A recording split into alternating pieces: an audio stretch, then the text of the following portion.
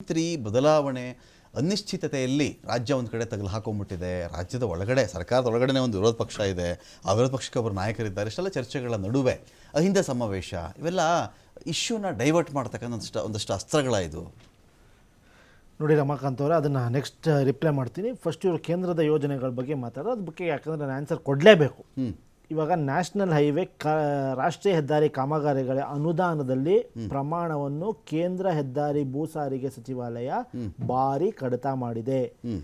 23-24ರಲ್ಲಿ 12,695 ಕೋಟಿ ಇತ್ತು. 24-25ರಲ್ಲಿ 11,147 ಕೋಟಿ ಇತ್ತು. ಆದರೆ ಈ ವರ್ಷ ನವೆಂಬರ್ ಅಂತ್ಯದವರೆಗೆ ಕೊಟ್ಟಿರೋದು ಮಾತ್ರ 6,000 ಕೋಟಿ, 6,000 ಕೋಟಿ. ಇವಾಗ ಎಲ್ಲಾ ರೋಡ್ಗಳನ್ನು ನಾವು ತಗೊಳ್ತೀವಿ, ನಾವು ಹ್ಯಾಂಡ್ ಓವರ್ ಕೊಟ್ಬಿಡಿ ಅಂತಾರೆ. ನಿನ್ನೆ ಏನಾಯ್ತು ಹಿರಿಯೂರಲ್ಲಿ ಏನಾಯ್ತು ಸರ್? ಅರ್ಧಂಬರ್ಧ ಬೆಂದ ಕಾಮಗಾರಿಗೆ ಗಾಡಿ ಆಕ್ಸಿಡೆಂಟ್ ಆಯ್ತು. ಬೇರೆ ಕಡೆನೂ ಆಕ್ಸಿಡೆಂಟ್ ಆಗ್ತಾ ಇದೆ. ಅವೈಜ್ಞಾನಿಕವಾಗಿ ಬೆಂಗಳೂರು ಮೈಸೂರು ರೋಡ್ ಮಾಡಿದ್ರು, ಕ್ಲೀನಾಗಿ ಎಕ್ಸಿಟ್ ಎಂಟ್ರಿ ಎಲ್ಲ ಏನೋ ಇರಲಿಲ್ಲ. ಅವೈಜ್ಞಾನಿಕ ಕಾಮಗಾರಿಗಳು ಮಾಡಿ ಆಕ್ಸಿಡೆಂಟ್ ಆಗ್ತಿತ್ತು. ಯೋಜನೆಗಳಿಗೆ ನಮ್ದೇ ಇವಾಗ ನೀವು ಹೇಳಿದ್ರಿ, PM ಹೆಸರು ಹಾಕಿ PM ಬೋರ್ಡ್ ಹಾಕಿ ರಿಬ್ಬನ್ಗಳು ಕಟ್ ಮಾಡ್ತಾರೆ. ಏನಾಗ್ತಿದೆ ಇವ್ರದ್ದು ಯೋಜನೆಗಳು? ಫ್ಲಾಪ್ ಆಗ್ತಿದೆ. Coming back to the topic, Jal Jeevan Mission. ನೀವು ಒಂದು ಒಳ್ಳೆ ಮಾತು ಹೇಳಿದ್ರಿ ರಮಾಕಾಂತ್ ಅವರೇ. ಒಂದು ನೀರಿನ ಮೂಲ ಇರಬೇಕು. ನೀರಿನ ಮೂಲ ಇಟ್ಕೊಂಡು ನಾವು ಯೋಜನೆ ರೂಪಿಸಬೇಕು ಜಲ್ ಜೀವನ್ ಮಿಷನ್ಗೆ. ಈ ಜಲ್ ಜೀವನ್ ಮಿಷನ್ಗೆ ನೀರಿನ ಮೂಲ ಇಲ್ಲ. ಎಲ್ಲೋ ಒಂದು ಬೋರ್ವೆಲ್ ಇರುತ್ತಂತೆ, ಆ ಬೋರ್ವೆಲ್ ಇಂದ ಲಿಫ್ಟ್ ಮಾಡೋದಂತೆ. ಈ ಯೋಜನೆ ಆಲ್ರೆಡಿ ನಮ್ಮ ಸ್ಟೇಟ್ ಗೌರ್ಮೆಂಟ್ಗಳು ಮಾಡ್ತಾನೆ ಇತ್ತು.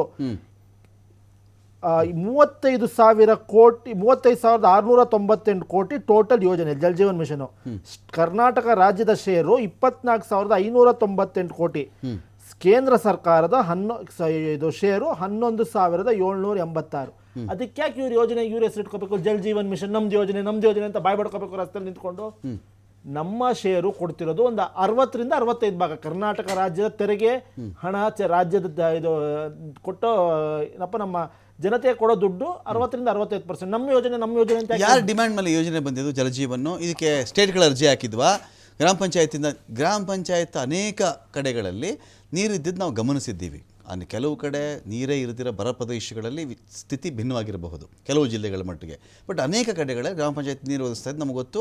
ಯಾವುದೇ ಜಿಲ್ಲೆಯಲ್ಲೂ ನೀರಿಲ್ಲ. ಕೆಲವು ಉತ್ತರ ಕರ್ನಾಟಕದ ಜಿಲ್ಲೆಗಳು ಹೊರತುಪಡಿಸಿ ನಾನು ಮಾತಾಡ್ತಾ ಇದ್ದೀನಿ ಇದನ್ನು. ಇದು ಯಾರ ಡಿಮ್ಯಾಂಡ್? ಇದು ಈ ಥರ ಜಲ್ ಜೀವನ್ ಮಿಷನ್ ಬರಬೇಕು ನಮಗೆ, ನರೇಂದ್ರ ಮೋದಿ ಅವರು ಬಂದು ಇಲ್ಲಿ ನೀರು ಕೊಡಬೇಕು ನಮಗೆ. ಇದು ಯಾರ ಕೋರಿಕೆ ಇದು? ನೋಡಿ, ಇವಾಗ ಕೇಂದ್ರ ಸರ್ಕಾರದ ಇಲಾಖೆ ಮಂತ್ರಿ ನಮ್ಮ ರಾಜ್ಯದವರೇ, ತುಮಕೂರು ಸಂಸದರು ಸೋಮಣ್ಣವರು. ಇವಾಗ ನಮ್ಮ ಈ ಯೋಜನೆಗೆ 23,000 ಕೋಟಿ ಕರ್ನಾಟಕ ರಾಜ್ಯನೇ ಬೇರ್ ಮಾಡ್ತಿರ್ಬೇಕಾದ್ರೆ ಮಿಕ್ಕಿದ್ದ ಯೋಜನೆಗಳು, ಇವಾಗ ನಾವೊಂದು 10 ಯೋಜನೆಗಳು ಹಾಕೊಂಡಿದ್ದೀವಿ, ನಾವೊಂದು 500 ಪ್ರಾಮಿಸಸ್ ಮಾಡಿದೀವಿ, ನಾವು ಅದನ್ನು ಫುಲ್ಫಿಲ್ ಮಾಡ್ಲೇಬೇಕು ತಾನೆ. ಇವ್ರ ಯೋಜನೆಗೂ ದುಡ್ಡು ಕೊಟ್ಟು ನಮ್ಮ ಯೋಜನೆಗೂ ದುಡ್ಡು ಹೊಂದಿಸಿ ಇವ್ರು ಕೊಡ್ತಿರೋ ದುಡ್ಡಲ್ಲೂ ಕಡಿತ ಮಾಡಿ ರಾಜ್ಯದ ಸರ್ಕಾರ ಎಲ್ಲೋಗ್ಬೇಕು? ಆಪೋಸಿಷನ್ ಆಳುವ ಸರ್ಕಾರ ಎಲ್ಲೋಗ್ಬೇಕು? ನೀವೇ ಹೇಳ್ಬೇಕು. ವಾಪಸ್ ಹೊರಟೋಯ್ತು ದುಡ್ಡು, ಅಲ್ಲಿ ಆ ಯೋಜನೆ ವಾಪಸ್ ಹೊರಟೋಯ್ತು. ಫಾರ್ ಎಕ್ಸಾಂಪಲ್ ಕೊಡ್ತೀನಿ, ಕೆಲಸ ಮಾಡಲಿಲ್ಲ. ನೋಡಿ ಇವಾಗ ಒಂದು ಬಡ್ಜೆಟ್ ಬುಕ್ಕಲ್ಲೇ 5,500 ಕೋಟಿ ಭದ್ರಾ ಮೇಲ್ದಂಡೆ ಯೋಜನೆಗೆ ಬೊಮ್ಮಾಯಿ ಅವ್ರು CM ಇದ್ದಾಗಲೇ ನಿರ್ಮಲಾ ಸೀತಾರಾಮನ್ ಅನೌನ್ಸ್ ಮಾಡಿದ್ರು. ಇಲ್ಲಿವರೆಗೂ ಆ ದುಡ್ಡು ಬಂದಿಲ್ಲ. ಈ ದುಡ್ಡು ಬಂದ್ರು 5,000 ಕೋಟಿ ಕೆಲಸ ಅಷ್ಟ ಮಾಡಕ್ಕಾಗಲ್ಲ. ನೋಡಿ, 2022ರಲ್ಲಿ ಅವ್ರ ಸರ್ಕಾರ ಇದ್ದಾಗಲೇ ಅನೌನ್ಸ್ ಮಾಡಿದ್ರು. ಫರ್ಗೆಟ್ ಕಾಂಗ್ರೆಸ್.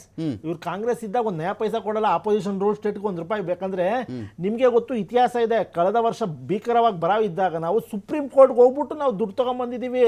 ಆ ಮಟ್ಟದ ಇವರು ರೈತರನ್ನ ಕಡೆಗಣಿಸಿ ರಸ್ತೆಗೆ ನಿಲ್ಲಿಸಿ ಆ ಮಟ್ಟದ ರಕ್ತ ಹೀರೋ ಸರ್ಕಾರ ಬಿಜೆಪಿ.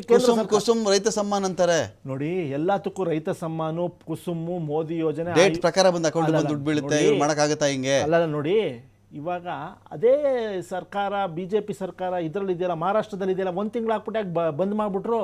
ಟ್ರಿಬಲ್ ಇಂಜಿನ್ ಸರ್ಕಾರ. ಸ್ಟೇಟು, ಲೋಕಲ್, ಸೆಂಟ್ರಲ್ ಹೇರಳವಾಗಿ ಬರ್ತಾ ಇದೆ ದುಡ್ಡು. GST ಯಲ್ಲೂ ನಂಬರ್ 1 ಅವರೇ, FDI ಯಲ್ಲೂ ನಂಬರ್ 1 ಮಹಾರಾಷ್ಟ್ರ ಒಂದೇ. ಯಾಕೆ ಇವರು ನಾವು ಯೋಜನೆ ಮಾಡಿರೋ ಯೋಜನೆಗಳು ಯಾಕಲ್ಲಿ ಇಂಪ್ಲಿಮೆಂಟ್ ಆಗಿ ಯಾಕೆ ಫೇಲ್ ಆಗಿದೆ? ಗ್ಯಾರಂಟಿ ಯೋಜನೆಗಳು ಮಧ್ಯಪ್ರದೇಶಲ್ಲಿ ಫೇಲ್, ಡೆಲ್ಲಿಲಿ